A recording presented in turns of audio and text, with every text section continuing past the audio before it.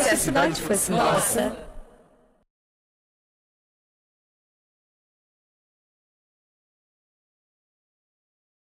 Bem, vou passar agora para a Mônica Francisco, da Rede de Instituições do Borel. 15 minutos, Mônica. Boa tarde a todos e todas. Eu quero agradecer pelo convite.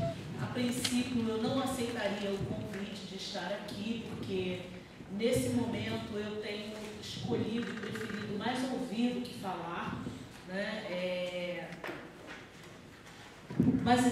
Mas mesmo assim é um prazer estar aqui, ouvir essas primeiras colocações tão pertinentes e estar tentando de alguma forma contribuir e pensando de que maneira eu poderia contribuir para esse encontro, para esse debate, para essa reflexão. Primeiro, como a professora Isabela disse a princípio, essa provocação nos causa um grande incômodo, né? Dizer se a cidade fosse nossa, quer dizer, ela não é minha. Se ela não é minha, o que eu preciso fazer para que ela se torne minha, né? Mas essa inquietação para nós, e como mulher negra e de favela, e quero fazer menção dos companheiros aqui da Rocinha, a companheira Elisete, que hoje canta galo, mas que hoje também está ali na luta com a ocupação Manuel Congo. A cidade nunca foi nossa, né? Para a gente sempre foi sinalizado que ela nunca nos pertenceu. E isso de maneira muito prática e muito objetiva, para nós que somos moradores de favela. E aí uma das questões é não perder a dimensão do sonho. E aí eu quero fazer essa menção dessa frase do Betinho, que a gente não pode perder a dimensão do sonho. Se a gente perde a dimensão do sonho, a gente perde tudo, né? A gente perde a nossa capacidade de estar produzindo utopias, mas utopias possíveis, dentro das nossas limitações, lutando com inimigos ferozes e poderosos, numa cidade que já as crianças já vão entendendo do que se trata essa cidade transformada em commodity, em produto, essa cidade que se transforma num jogo de banco imobiliário, para que as crianças já possam entender que cidade é essa, em que cidade elas já estão inseridas ou não, né? De que maneira pensar se a cidade fosse nossa, numa cidade que o último levantamento do Censo 2010, com recorte dos Cadernos do Rio, do Instituto Pereira Passos, diz para mim que o número de negros em Copacabana e Tijuca diminuiu e que houve um aumento do número de negros, homens e mulheres e jovens em Santa Cruz e Bangu. Isso diz para mim muita coisa. De que cidade a gente está falando, que cidade a gente está pensando, em que cidade a gente pode pensar e tentar produzir em longo prazo. Porque é a curto prazo. Quando você ouve um jovem dizer, não sei se vou estar vivo, mas eu acredito que a gente viu o jogo, a gente fica um pouco assustado. Eu vou estar. Estaremos todos. Não sei. E eu, pensando de que maneira eu poderia contribuir para esse encontro de hoje, eu achei super pertinente em estar trazendo um pouco do que a gente produziu na pesquisa em que eu participei, com outros companheiros também, companheiras, com o Laboratório Territorial de Manguinhos, para a produção de um relatório sobre o impacto do PAC nas favelas de Rocinha, Manguinhos e Alemão, e que é um pouco uma mostra do que acontece nas outras favelas também, né? O olhar e a fala. E eu não poderia, de maneira nenhuma, deixar de, nesse lugar, como mulher, como representante, eu digo representante nesse momento, nesse lugar que eu estou aqui, nessa mesa, nesse formato que a gente não consegue fugir, né? Desse formato de mesa, tão formal, tão estático, né? A gente não consegue sair disso. Espero que a gente saia disso também um dia, que eu esteja viva para ver, né? Sairmos desse modelo tão acadêmico, tão, enfim, e trazendo um pouco do resultado dessa pesquisa, mas de uma maneira diferente, trazendo o resultado dessa pesquisa com a fala dos moradores e moradoras a partir do seu olhar de não pertencimento dessa cidade. E aí, essa pesquisa, ela resolveu ouvir esses moradores no método de pesquisação, no método de produção de conhecimento compartilhado, ouvir os moradores desses 3 territórios em relação ao seu olhar, não só do seu lugar, mas da cidade. Porque a gente entende que favela é cidade.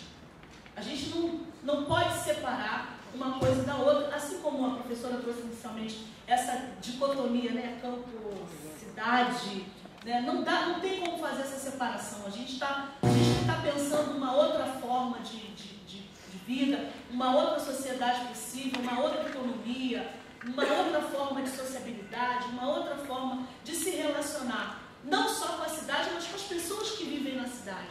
Porque mais do que a gente não ter condição de se relacionar com essa cidade, transformada hoje em commodity, em objeto de desejo do capital financeiro, de um objeto de desejo do narcotráfico. Então a gente tem uma série de disputas dessa cidade, né? Você tem a milícia, você tem capital financeiro, você tem capital imobiliário, você tem uma série de inimigos poderosos, e a gente não tem essa dificuldade de se relacionar com a cidade e de se relacionar entre si. Ou seja, haja vista um mapa mostrado anteriormente aqui pelo professor Wagner, essa segregação, esse distanciamento cada vez maior dos negros e negras, porque são os negros e negras, e a gente não pode.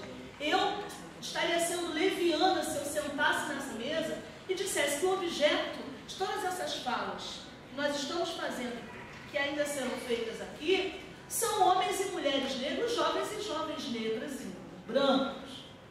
Então há uma figura real que está sendo removida, que está morrendo, e aí a gente está falando não só, se a cidade fosse nossa, nós estaríamos vivendo e não morrendo, porque nós estamos sendo mortos, exterminados de todas as formas possíveis, pelos desastres visíveis, oficiais, declarados pelo poder público, né? Quando acontecem os desastres naturais, os desabamentos, as enchentes, os tiroteios, as mortes violentas e as mortes silenciosas. É a morte porque foi removido e você não tem como sair dessa lógica, e você morre porque você é desenraizado do seu lugar de identidade, do lugar que te constitui, da onde você criou os seus laços, as suas raízes, as suas relações, aonde a sua sociabilidade foi sendo construída ao longo da sua constituição como pessoa. A gente está falando de uma questão ontológica aqui. A gente não está falando simplesmente de uma cidade, de uma malha viária, ferroviária, metroviária. A gente está falando de pessoas.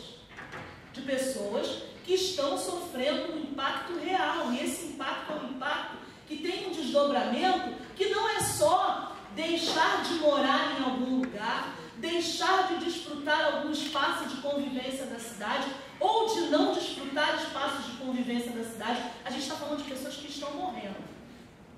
Então, dividir com vocês o resultado dessa pesquisa é também não só trazer a fala desses moradores, o olhar dos moradores e moradoras desses 3 territórios, que também é um pouco do olhar dos moradores das periferias do Brasil inteiro, porque se a gente pega todas essas pessoas, elas vão, de alguma maneira, com as suas especificidades, dizer as mesmas coisas, os mesmos sentimentos, né? Sentimento de que você está sendo é como se a sua própria vida fosse se esvaindo, porque nós somos o lugar que nós vivemos.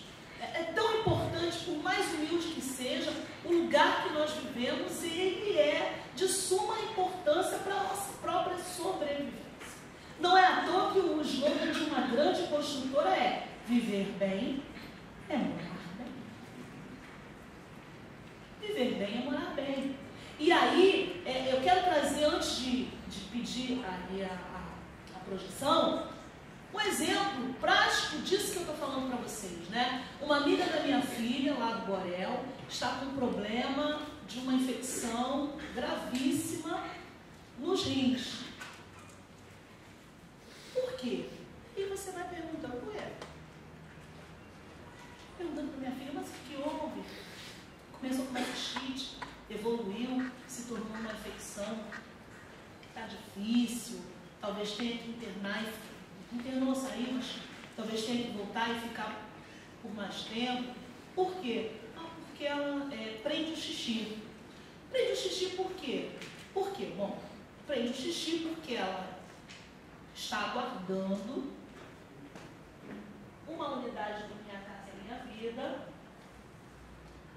mora numa casa recebendo aluguel social, a casa é pequena, a família é grande, dormem todos na sala e o caminho entre o quarto que ela dorme com mais algumas pessoas é entre a sala e o banheiro. Então, para não levantar de madrugada, não pisar nas pessoas, não incomodar, o que ela faz? Ela prende. Então, a gente está falando de uma coisa real, a gente não está falando de de mapas, a gente não está falando de... A gente está falando de vidas, a gente está falando de uma coisa que é real, que acontece e que vai impactar o cotidiano.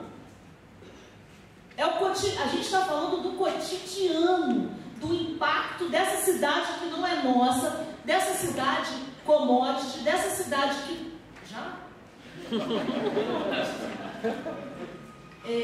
E é real. Então, quando você tem, e aí eu vou pedir a projeção, pelo menos para pegar uma fala de algum morador ali para dividir com vocês, a gente sabe que, para nós, em relação à moradia, quando eu falo nós, eu estou falando nós, negros e negras, não brancos, favelados, moradores das áreas periféricas da cidade, das áreas segregadas.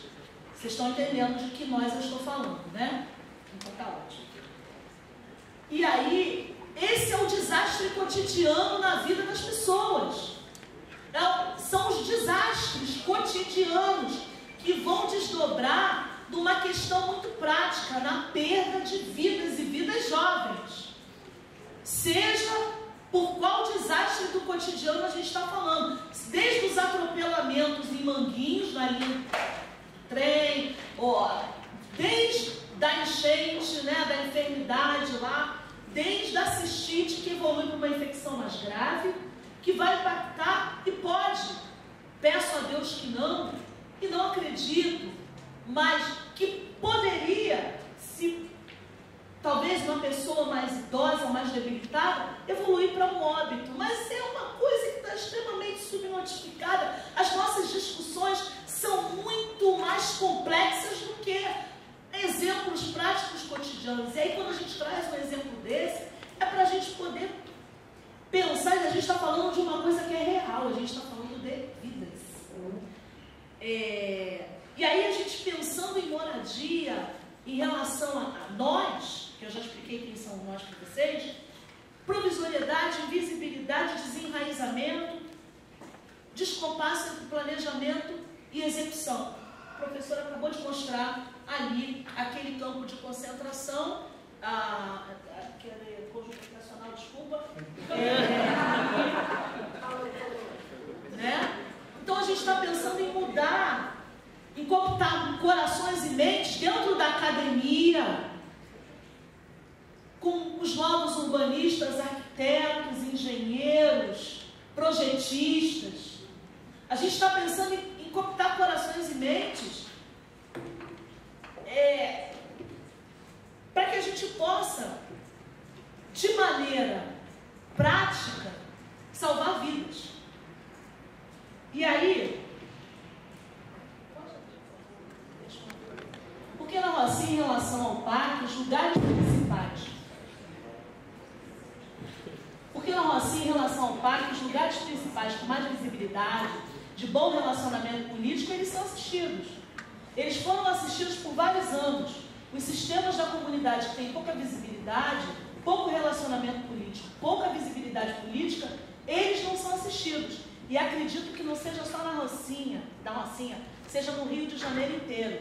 Se bobear, no mundo inteiro deve acontecer isso. Se for uma pessoa idosa que não sai de casa, não sabe nem que existe PAC, a gente viu que parece que o teleférico é bem aqui. Tendo tantos pontos mais altos, ele parou aqui no meio. Não sei por que essa rua aqui maravilhosa parece à frente. O início da localidade. Como é aqui a grota? Joaquim de Queiroz. Isso é Alemão. Todos chegam só ali e param. Que lindo, o Parque do Alemão. Mas será que ali foi assim também, apontando para a parte mais alta do mundo? Nitidamente, subindo a central para o parque, e dali é Vala Negra, Barracos de Estuque, bem na Pinguela, caindo assim, ó. E aquelas pessoas ali estão até hoje pelo PAC 2, porque quando parou ali, se foi dito que vai parar aqui, porque todas as casas vão ser removidas. Daí por diante, nada aconteceu. Nenhuma das famílias querem apartamentos, querem indenizações, não querem nada, simplesmente elas querem suas casas como eram antes, sua dignidade, porque as casas das pessoas foram construídas por elas. Elas carregaram tijolos, cimento, areia, têm sua história de vida, criaram seus filhos ali. Muitos não querem sair dali para ir para uma gaiola. Elas querem seu quintalzinho, seu jardim, como tem na minha casa e outras mais. A pergunta é, quem vai pagar por esse prejuízo? Como vai ficar essa história daqui para frente? É uma agressão à identidade da pessoa. Ela não escolheu morar na favela, ela está ali porque ela quer sobreviver.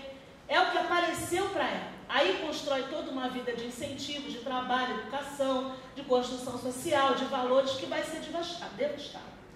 Pessoas que já têm ali 2 ou 3 gerações estão sendo obrigadas a sair em função de uma política mal feita, mal conversada. E aí a discussão é de que participação a gente está falando, né? Aquela velha participação em que você reúne todo mundo, passa aquela famosa lista, tira aquela famosa foto e diz, houve participação, houve aprovação de todos os moradores e vai acontecer.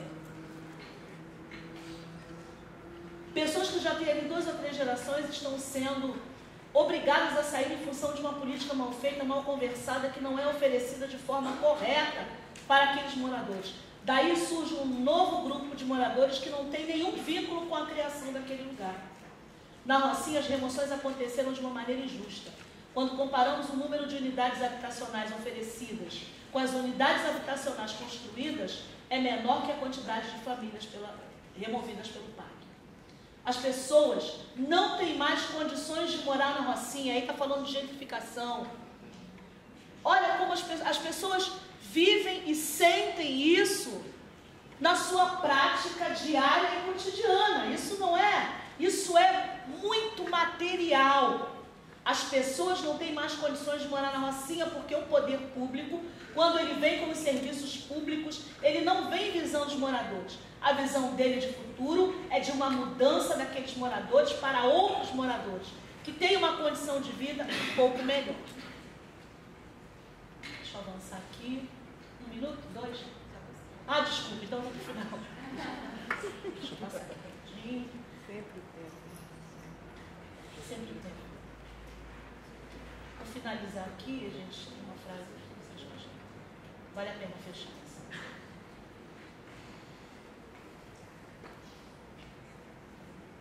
A gente pensa que é muito tempo, né? Quando vai. Então,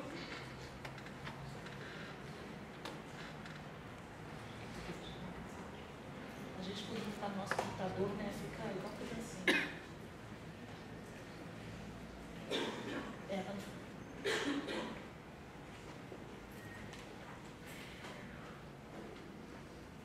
Então, contra todo esse processo, a gente tem uma série de organizações e movimentos sociais nas favelas, e aí pensando nesses 3 territórios, a gente tem o Fórum Social de Manguinhos, o Instituto Raízes, outras ações, né? O próprio Rocinha Sem Fronteiras, né? A galera está aqui, TV Cagarela, viabilizando uma comunicação alternativa. Então, buscando contra a invisibilidade, a visibilidade, contra o desenraizamento, o enraizamento.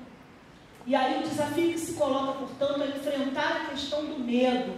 E aí o medo dentro, e aí principalmente em relação às emoções, né, toda uma pressão psicológica para que as pessoas saiam. No depoimento de uma moradora, ela disse o seguinte, chegou um presidente de uma associação junto com a polícia, com um choque atrás.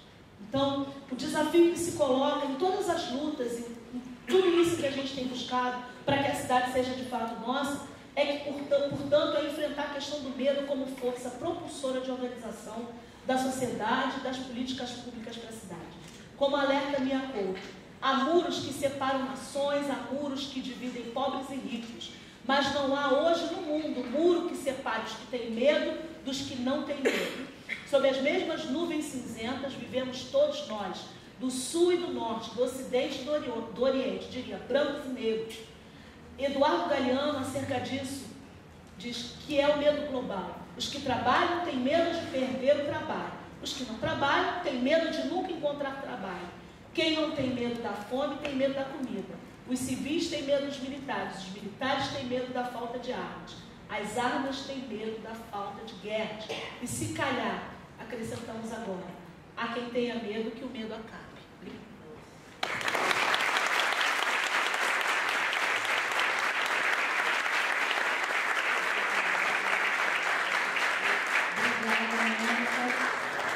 Se a cidade fosse nossa,